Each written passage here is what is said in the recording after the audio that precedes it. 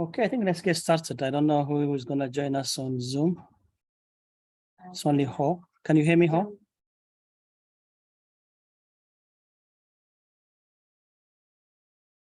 Ho?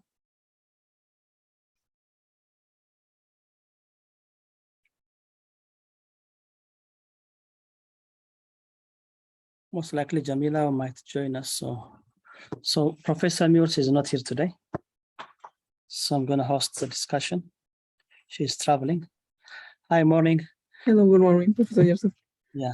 Is Jamila joining us? Shall we wait a couple of minutes? I think she should be. I haven't seen her yet.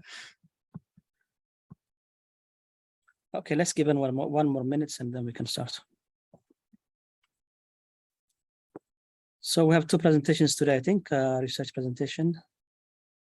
Violetta and Sinazo, right?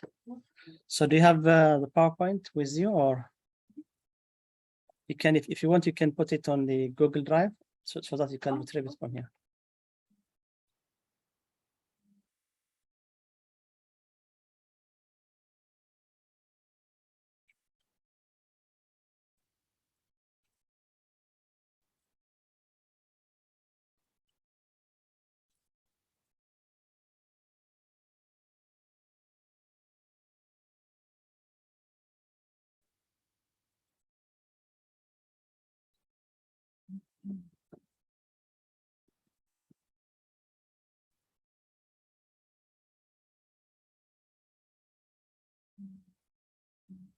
I think all of you are familiar with this folder, Google Drive. So if you have anything to share, just put it there so that everybody will have access to it.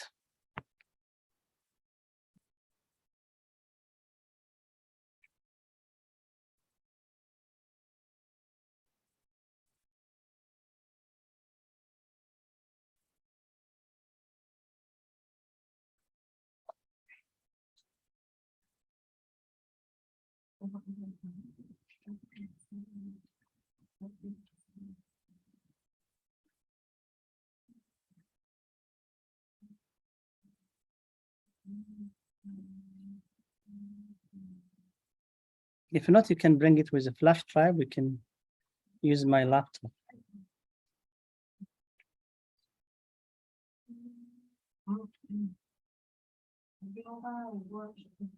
Global Scholar Workshop 22. See this? Yeah, at the top, yeah.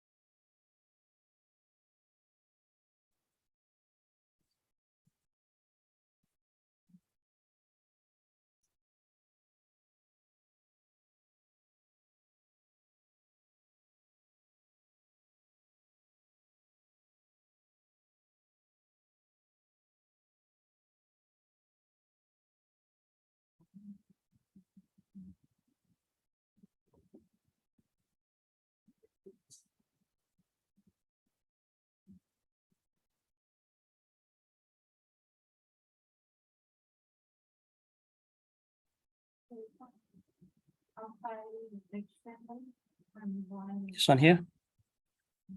Period.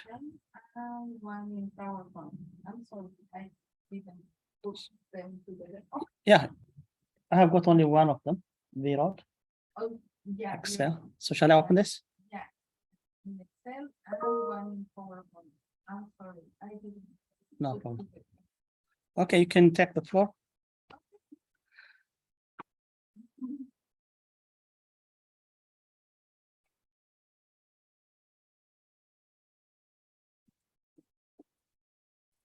Okay, well, my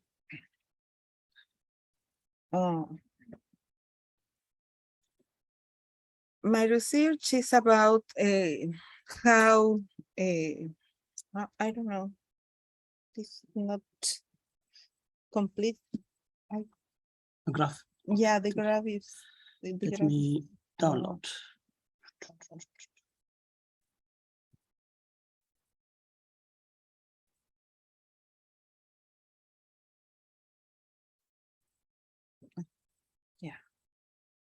Okay. You can share. Let me see if you can share.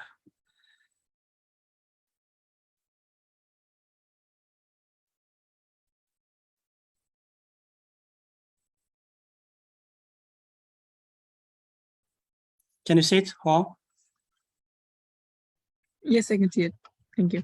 When you finish, you can click stop share, okay? Okay.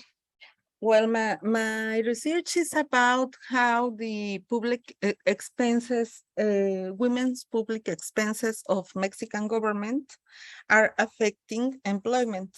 These are the rates of participation of women and men across years. I don't know why years are not there, but they are from 2005 to 2022.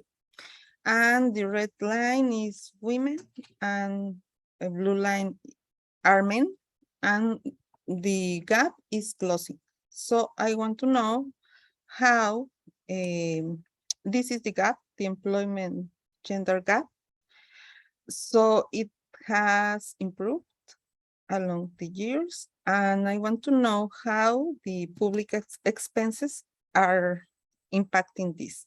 These are different components. The more important source of improving is the unemployment, is the one that has decreased more from 10% woman behind men, 10 percentage points to almost 6. So there has been a reduction of 4 percentage points. So just to be clear, this is total public spending. No, this is the employment. This is the gender gap in employment, the employment gender gap. This is the gap between these two lines. The one which is highest is that of men, and the lowest is that of women. So It this has is been simply labor force participation. Participation, among yeah, men and women, women, and you're showing the gap. exactly. In both sectors, so formal and informal? Yeah, in both sectors, but if we see the yellow line here is the unemployed persons. So this is the gap, the different components of the gap. So the gap has improved more because of the unemployment of women, which are women who are in the informal sector mainly, and they have low wages, and some of them are not paid. So that is like they increase their participation because with poor employment. And The I gap is narrowing mainly because women have now given up working in the formal sector. yeah, Maybe but they're spending their time in the informal sector. in the informal sector, the other two, the green one is the salaried people who I'm sorry, the gender gap for salaried people. Mhm. So it has not increased or decreased. It is very flat. And also the employers, which is the black. Those are the employers in Mexico. Yeah. So for the yellow and black one, it's negative, so I understand. All of yeah, women's negative. employment is less than men's. Yeah. But the other one is positive, so what does that exactly mean? Means that More women are working? yeah, no, yeah, because they are mainly like public workers. Salaried are mainly public workers. I don't know, maybe like the half of the employment for salary is in the public sector. So there are laws that make that government has to have half and half. And also the government just wants to do that because of the public image, the public perception of people. But this is the participation of the public sector is very low. I mean, it is the main employer of salaried people, but it is about, I don't know, maybe the 20% of the employee. Of the employee. Different from other developing countries. Yeah, The government is the main employer yeah, in many developing countries. But Sorry, the what? the major employer is government. yeah. Yeah, And it's mostly female intensive, but I feel like in other countries, it's maybe still less than half, so Okay. that's where I was. Right? yeah, but here, and these are numbers from 20 or 5, so it's like modern public expenses, because before we can see a very different numbers. You have information how many of women are working in the formal sector and how many in the informal sector. Do you Yeah. have any official statistics on that? Yeah, but I don't have I didn't bring them. I have them, It's but good. it's like all the unemployed women and men are informal. Yeah, I mean, it would be Almost better the one in econometrics. 99%. You can explain Yeah, what percentage of the variation in this gap is explained due to yeah, women giving up on the formal sector yeah, employment and Yeah, we other have- factors. So it's important to have that information because it can explain why the gap is narrowing over time. yeah. I do have that information. Then what I want to know, this is the total gap. And what I want to know is how the public expenses impact on that. These are the total public expenses. Of course, they are in different access.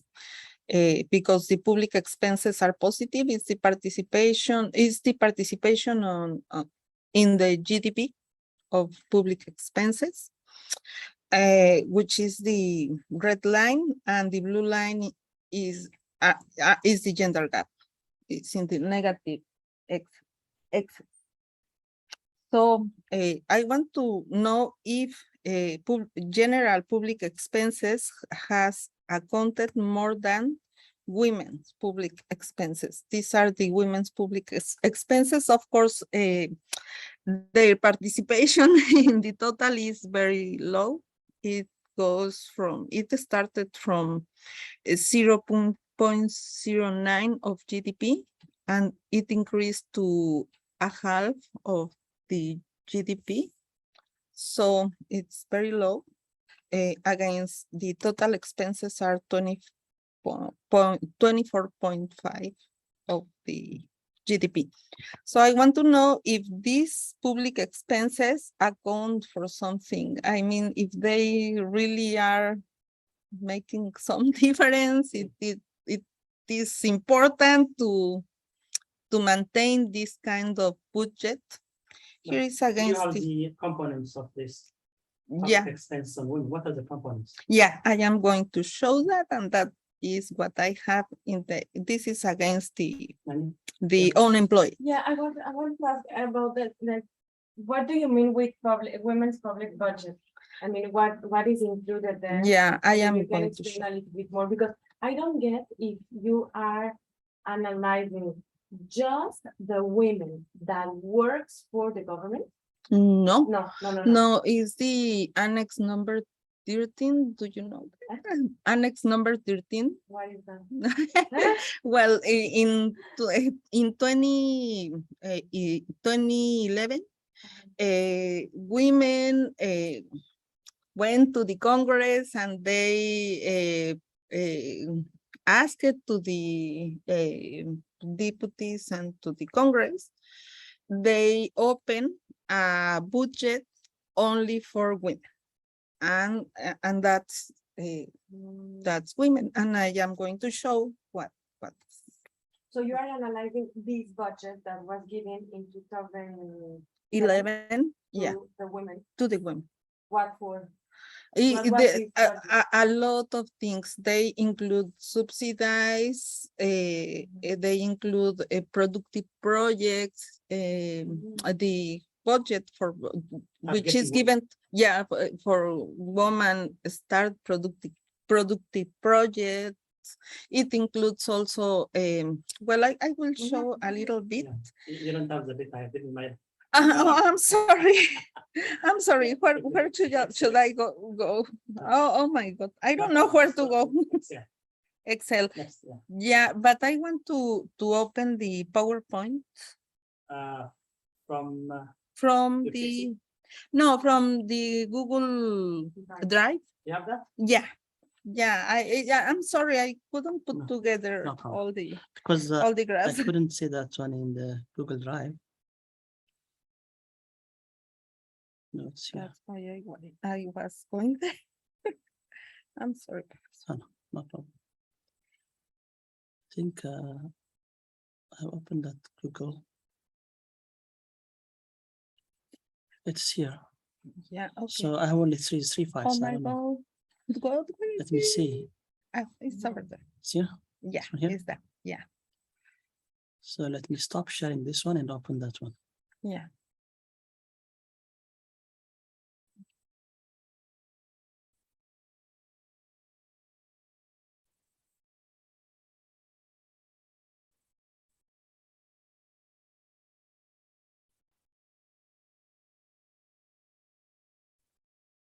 Yeah, go ahead. So this budget, which is like, it comes from the proposal of gender budgeting made by many women in the so it is like the government trying to cover the agreements he signed at in, I don't know when was it, maybe 20 or 9, something like that. And well, these are the programs we have. What I am showing here are is the average number of programs per year. This budget includes 83 programs of 742 total programs in the government. 80% are programs which are short-term programs, long-term programs. They are being more than 4 years. 4 years is like the average number of years that these programs has been implemented, and 20% are being implemented less than 4 years.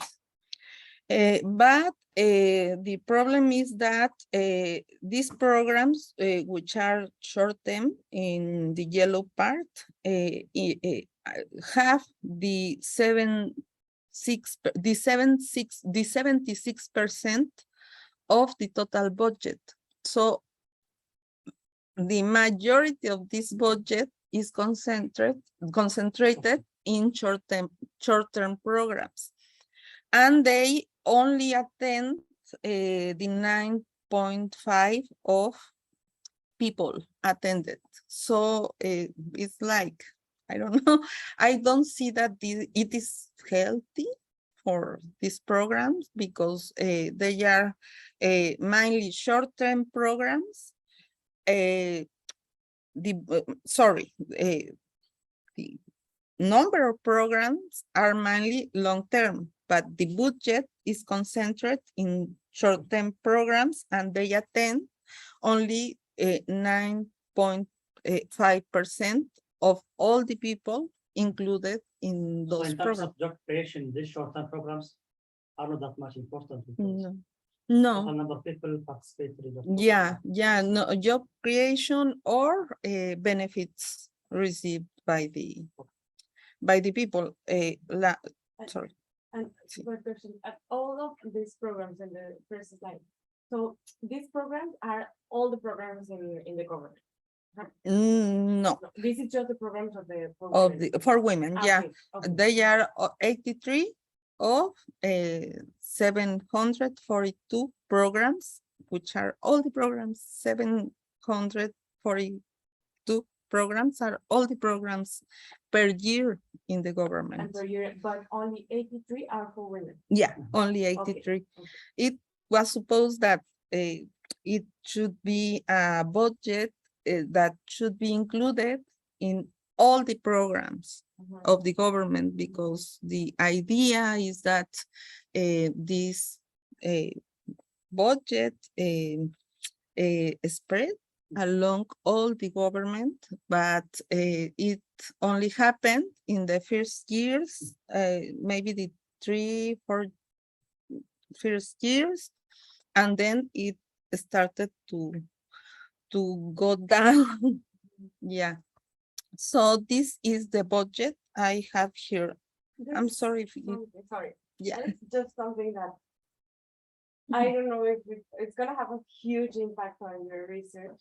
Is that I was taking a look that in 2019, there is a paridad por todo. It's like half of the everything has to be like, well, in the politics, but I guess that of course it will have an impact here.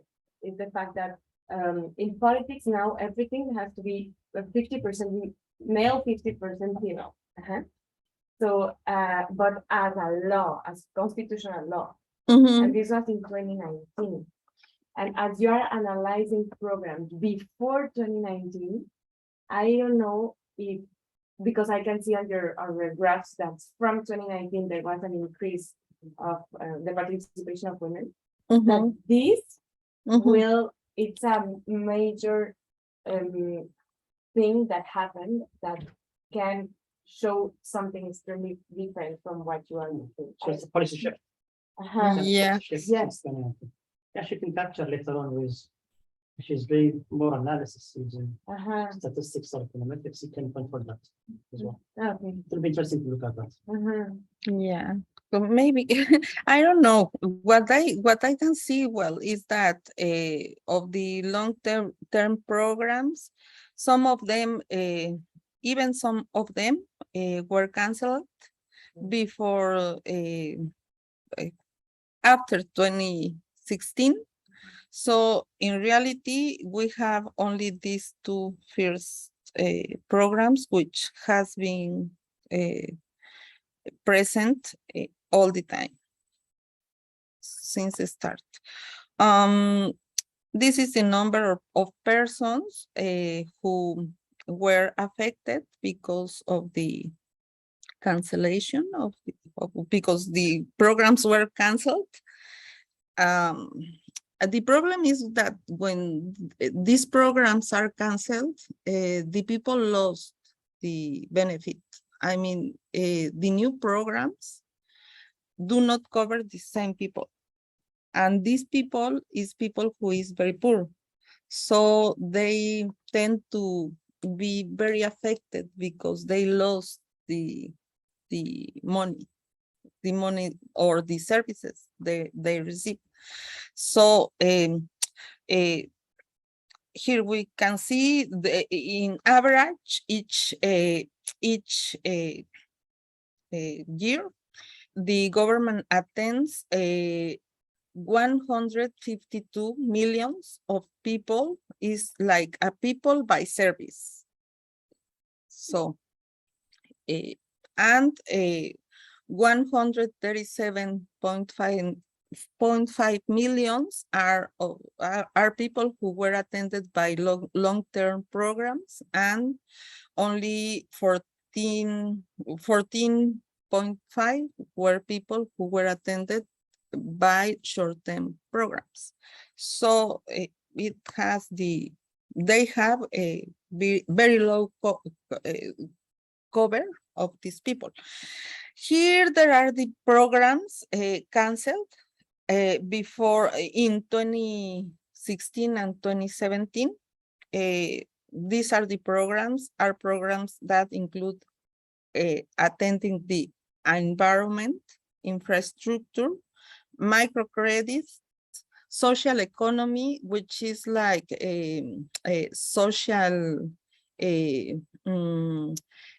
productive projects, like this idea that 5-10 women can together start a productive project.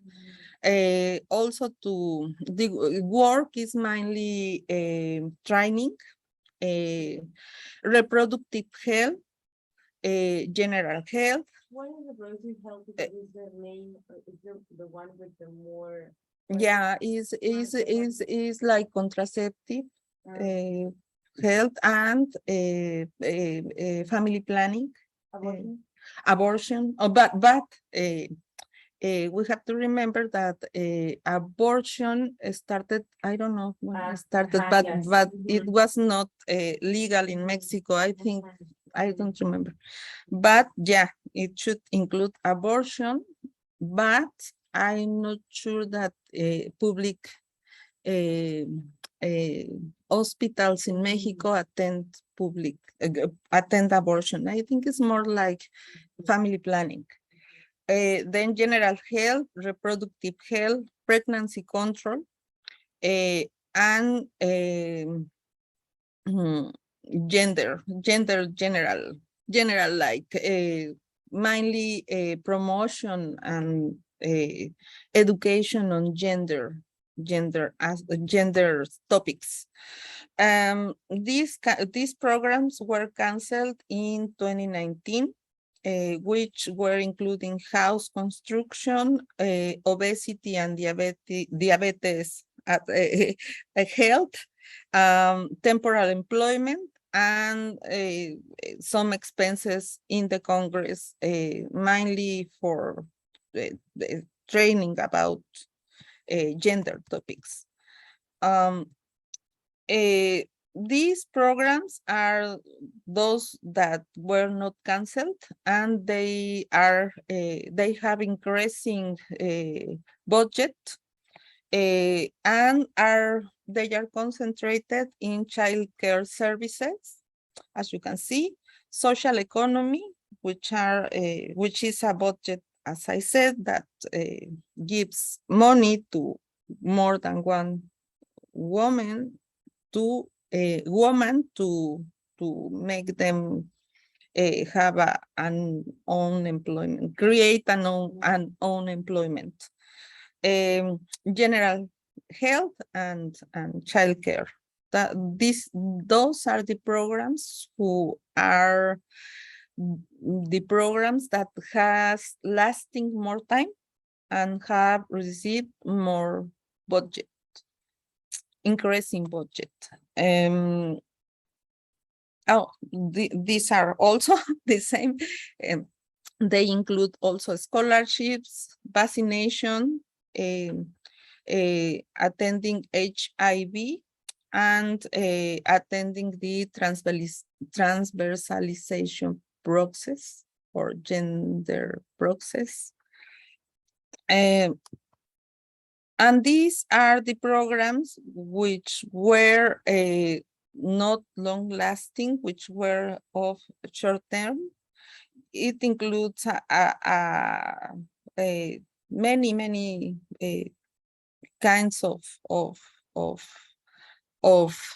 public services, social development, health, education, agriculture, public security and justice, human rights, Here is one program which is Prospera, which was one program that was implemented like for attending all poor people, and well, it was only 1 year with gender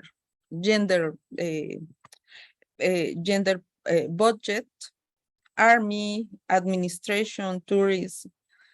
They are a lot of topics in government. I only put here the social development budget open to show the programs, which is the first one row here, opening by program, and here we have how it changed in 2011 and 2012. It was concentrated in these programs: public spaces, house construction, rural house construction, and habitat, which was house construction also.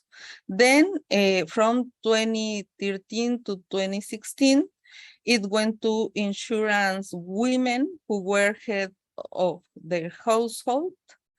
And then it went from 2017 to 2019, this budget went to social development, to pensions, mainly to pay pensions. And well, one constant thing in all kind of expenses is that expenses always is less than the budget authorized by the Congress. They always expend less. And it would be okay if they would be attending all the people they say they will attend, but they always finish with less people attended than they say they will attend. And that's it. And if you want to see the Thank you. the Since we're running out of time, folks, any questions, comments? Anyone? I think you are in a very good shape. I mean, you have got very rich data set. yeah, but And, now you know what you're doing exactly. Yeah, that's a good thing. You know, you're very clear. On your yeah, project. Yeah. but I don't know what to do. I And was thinking if maybe you have to do some statistical analysis. You know, I was thinking, very simple statistical is- techniques to make some comparisons. is it possible to do a difference with this? No, in order to use, I don't know, any type of econometrics, you need more data points. You've got aggregate data for about 16 years. So 16 data points is not enough. Yeah, but I have like in the employment survey, I have like how many people, like 100,000 people. Okay, if you have this And- information at individual level, that would be excellent. We can Yeah. discuss more on that. And on that, I have about that, or for these people, I have the people declares if they receive or if they don't receive some help from Yeah, we government. can discuss those things, but Yes, you can even have disaggregated data at regional level. I don't know how many regions you have in Mexico, but you can increase your observations if you have disaggregated data even on these items, so that you can run some regressions as well across regions, across states. I don't know. I don't have across the state. Yeah. We have only in the national level. Yeah, I think it's a very good stuff, but you can make quite several analysis even using. Sorry. We can discuss. Okay. Any Thank you. comments, questions? Thank you very much. Sorry, I didn't. It's Global Scholar Workshop, right? Yeah.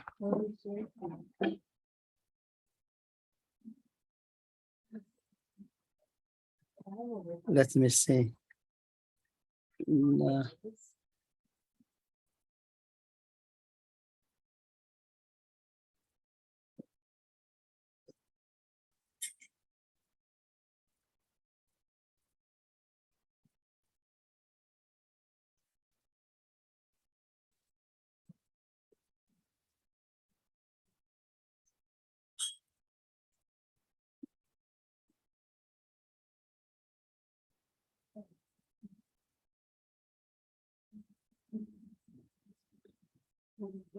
Which one is yours?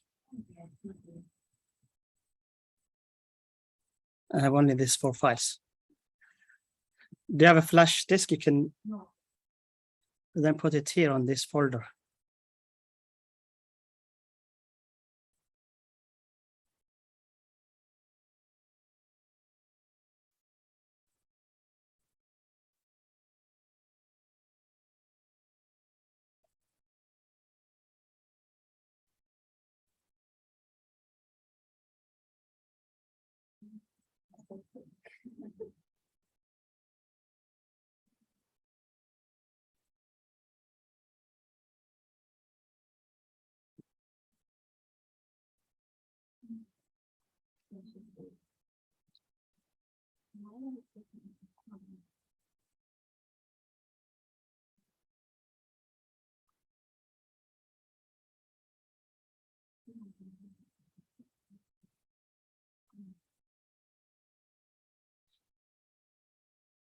Or you can bring your laptop and you can maybe present it here. Since we don't have anyone online. So you can hear only your voice. Yeah.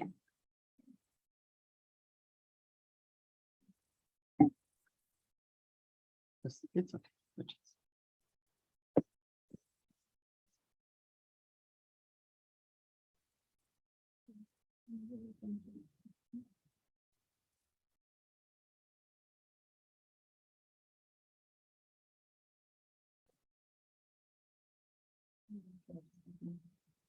And that's in my emails.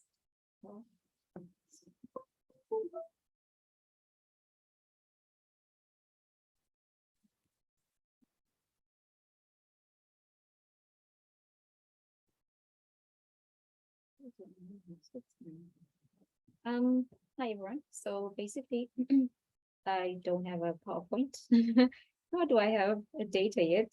But I'm just like, this is a rough idea, not a rough idea, but these are some ideas that I jotted down as I think through my research paper, because I don't want to repeat myself, because there is a paper that I already published on this. So this is kind of like a different take on it, introducing a gender lens to the idea of women in informal markets. So basically what I'm trying to do here, it's already known that women are highly represented in informal markets. So we're not trying to, reintroduce that idea. So what I'm trying to do here is because what I found while I was doing my original study was that the women, the majority, well, all of the people that were in the informal market had migrated from the surrounding rural areas into the Nelson Mandela Bay Metropolitan Municipality. And I found that there were women who had children, and like I mentioned in the previous presentation, children of school-going age are usually assumed to be able to take care of themselves, to a certain extent. But these women were constrained by the fact that they had children and they didn't have extended family to take care of those children while they were out in the markets. So now I'm trying to compare, in this study, I'm trying to compare the time constraints between women with children and women who did not have children. How did unpaid care work infringe on their ability to fully participate in the informal market? Which is why I state here that this paper revealed, I put an asterisk there because, abstract past tense. This paper revealed that traditional gender roles and cultural expectations which place undue responsibility on women to take care of children or elderly people in the household not only contributed to the women ending up in the informal economy in the first place, because they came from rural areas and they, because of the breadwinner bias, and so they were abandoned by their spouses, so now they had to make ends meet. So that's why they ended up in the urban areas now.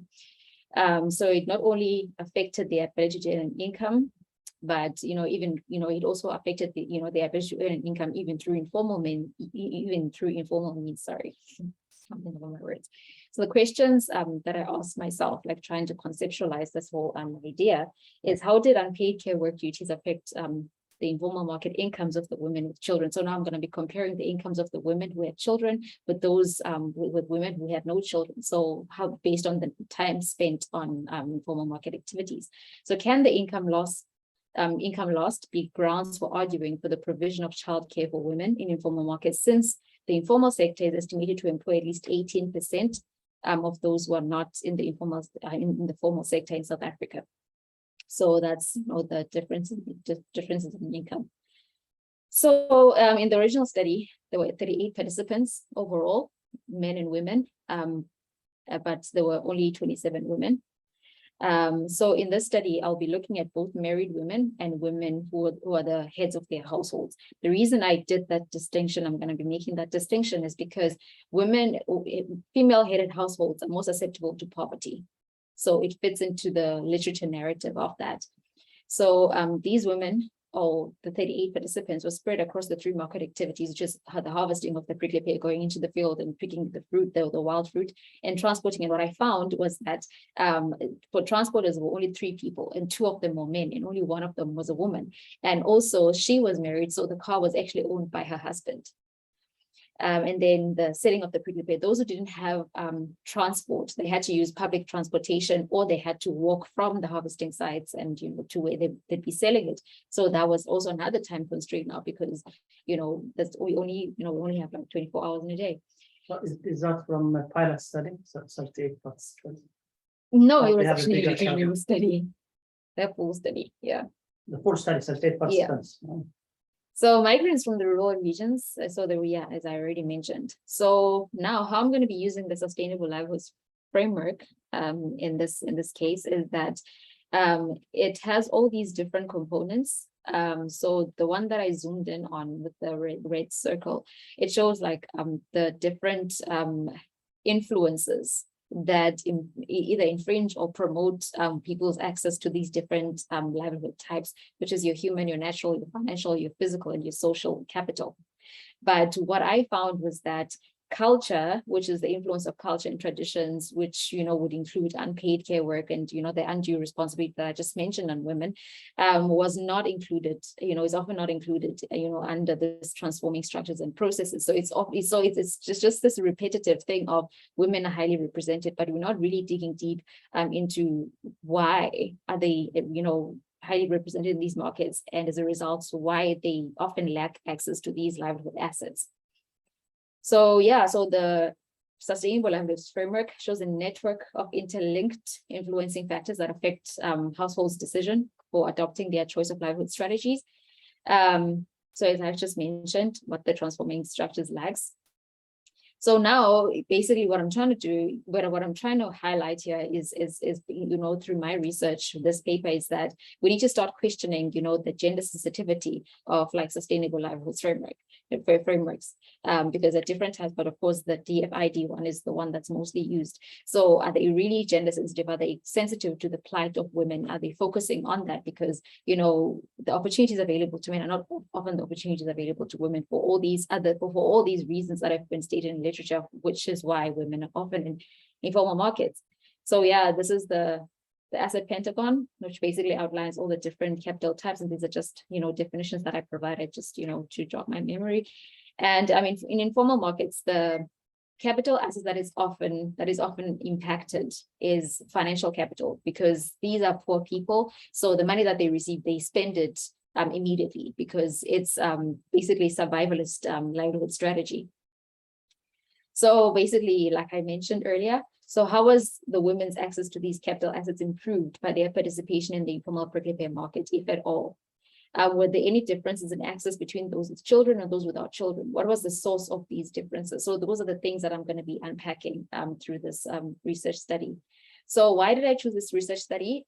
So the Nelson Mandela Bay Metropolitan Municipality is located in the Eastern Cape, which is one of South Africa's poorest provinces.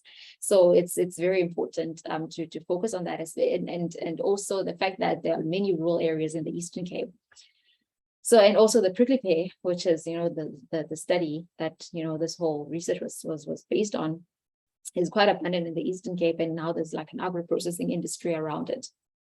So the data collection methods, for the original study, there was a snowball sampling technique, which I used to locate the participants. So I met some people selling the prickly pears by the side of the road, interviewed them and asked me if they knew anyone else who could, who would want to participate in the study. And then they led me to them, and then so on and so on until. So it's not, they're not randomly picked. Just pick participants yourself. No, I met my initial participants by the side of the road selling prickly pear, interviewed them, and after the interview, I asked them if they knew anyone else who was selling prickly pear or harvesting prickly pear or transporting prickly pear.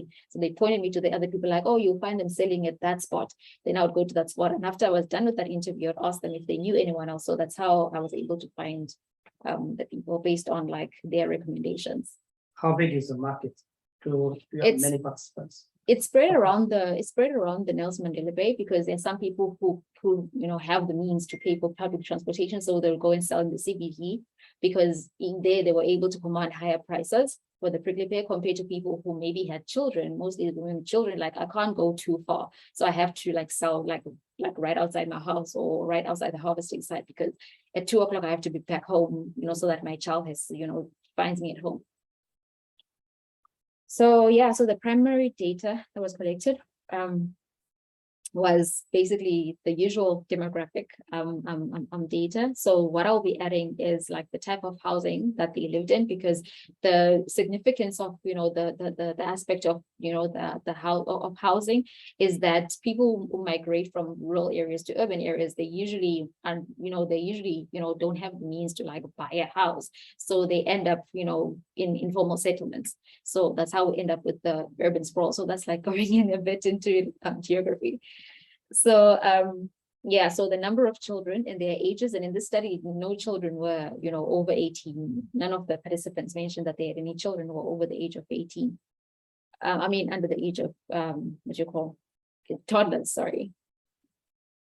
So yeah, so now what I'm trying to do, which is why I didn't go back to my data, the data that I have so far, is I'm trying to merge, see how I can bring together the time use survey and the sustainable livelihoods framework, because they are similarities. They are complementary in a way, because you have the use of time, and also you have like access to assets. So now how does time affect your access to this different assets? You have to make sure that participants, this particular survey, are also included in the time survey. Otherwise, Yes, it's definitely. difficult to merge the different surveys with two different groups of individuals. So Yes, yeah. make No, sure that at least some of them are there. Yes, I'm still in contact with them because of the whole agro-processing thing. Mhm. So yeah, get feeding into that. Yeah, so that's basically where I am in my research. Sorry. Questions, comments, feedbacks? I think it's several interesting questions, research question actually, but my only concern is if sample size is too It's too small. small. Yeah. 39, it's difficult to make statistical inference with such Yeah, a small sample. We yeah. need at least, in my opinion, 100 plus to Yeah. really get something robust. Yeah, because So- Prof. Mika mentioned, sorry, that at least we should have a working paper done, maybe by, sorry, by May next year. I think that's what she said in the meeting, if I'm not mistaken. Yeah, you can do it. So it gives me This is time part of a to- pilot. You can justify, okay, this is my pilot. Yes. I'm going to expand on this, and based on my pilot study, these are my preliminary findings. That would be justified. Yes, because this is not what I sought out to do in my original study. So which is why I'm saying this is like a work in progress, Mhm. because because this is kind of like those things that come out in your data, and you're like, oh, this is an interesting thing, but that's not what I'm looking for. So yeah. And But for instance, how much people does she has to interview because to make it like robust? 100 plus, Yeah. because that's how you can make statistical inferences, with small samples, most likely it's large. So you cannot Yeah. easily make statistical inferences with small samples. So 100 plus is good because all those statistical properties are designed based on large sample. But large also can be, I mean, yeah, they can deduce a lot of things with maybe going into deep details of the 37, no? Yeah, there are other techniques to deal with small sample size. She can try that one, but with formal econometrics, you cannot do that. So Mhm. there are other techniques which does not require statistical inferences. So we can talk about that one later. No, because I If feel you like get a chance, I Mm, mean, if you can get second round survey on that particular market, that's what you I'm can planning get on much doing. bigger longitudinal data, so you can work so many things. Yeah, that's what I'm actually planning to do more interviews and actually draft questions that are more pointed to this research question that I have. Okay. What do you think? Did you think how would you measure the use of time? Mhm. I mean, because I think it's the most difficult thing to ask. Really, because you found of time very inconsistent. Mhm. Yeah, I did think of that because what I found was that some of the people that I interviewed, some of them don't have, they couldn't even sign because I had to bring my consent forms, and then some of them didn't even know how to, put their signature. So I did think of that also, but another thing I found, which is why I'm leaning towards, the time use surveys, because they did mention like, okay, so tell me what happens on, on a typical day at the office. You wake up in the morning, what do you do? Okay, so wake up and then we gather together at a certain spot. And then, those of us who have children, of course, we have to wake up earlier. If you wake up late, then you just tell the others like, no, you can leave without me. Then that day, that means you're not going to make enough money, or you're going to make less money because you didn't, start early, So you wake up in the morning, you go to the field, you harvest, you clean your prickly pear, and then you have to make sure that you make it to the spot, maybe before 9 a.m. or before lunchtime, before lunchtime, those who didn't have children. And then maybe by 6 p.m. you come back home. But then it was different for those with children because they, so yeah, so they did have a good grasp of like how much time it takes to harvest and then to go to the, and then how much time, when they have to wake up in the morning to get, to get the children ready, etc., etc. So that's why, yeah, so they did have a, an idea of some structure. Yeah. I think that's important to include in the paper, have some conceptual framework with specific reference to your markets, how having children is impacting this language strategy. So put it in the theoretical framework, whatever, conceptual framework, whatever. It's also important to check the literature. If somebody has done something similar. Yes, Begin with the literature. Do you have access to Econet? If you go to the library website, there is database, Oh yes, economic yes. database. Yeah. So Some check readings I found. economic literature database, where you can get almost all economic articles, journal articles. So in the meantime, while you're waiting for the data, let's work on the literature. That's very, very important. So that you can see the gap, you can see where you can contribute. In terms of also take advantage of that because Gestor or Econet, you have got so much information. Yeah, there are some readings that I found. Like I did this past weekend, some 3 readings. And, yeah. So Any other questions, Anisha? And similar things like motherhood kind of the literature might help, although they probably use different kinds of data sets, so maybe they use different techniques, but at least one. Yes, exactly. yeah, thank you. Question I was thinking is about the financial data. How are you going to make this relationship between time use and financial situation? I did think of that. That you Sorry, were Lucy. going to study this impact. Yes, that the general idea is that to people to women who have children, therefore who can't spend the whole day at the market, for example, make less money compared to those who can wake up in the morning and just spend the rest of of their day in the market. So so that will definitely be something worth looking into, because it's generally known that in informal markets, they don't keep formal records because the money is spent as it comes in most of the time.